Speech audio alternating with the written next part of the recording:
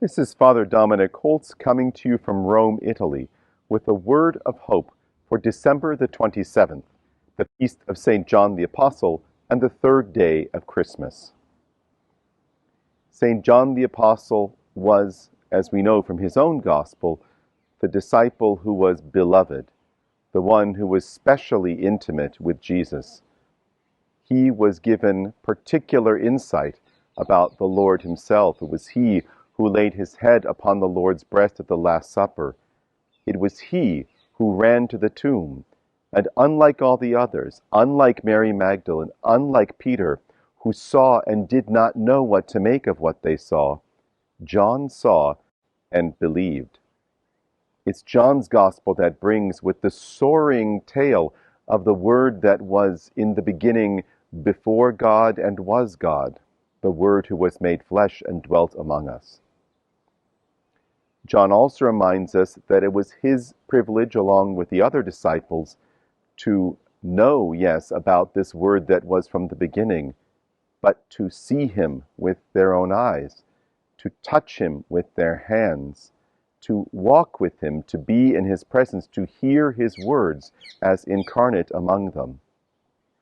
So all of this may lead us to believe that John's experience is just radically unlike ours. It's not something that we can share. And of course, that's true. But what's true of John is true of each of us. We're all given the opportunity to know God in a particular way, in a way that is shared with no one else, that is peculiar to us. But God doesn't want it to stop there. God did not come into the world in the flesh. God did not redeem us by rising from the dead in order that we might each have our own individually, hermetically sealed experiences of the divine. He gave us this joy that we might share it. He gave us these special gifts that we might exchange them and let others have what we were given in a particular way. St. John the Apostle knows this, and in the first reading he reminds us of this. He tells us of all the things that he experienced, and then he tells us that he wrote his letter that we too might have a share in what he had a share in.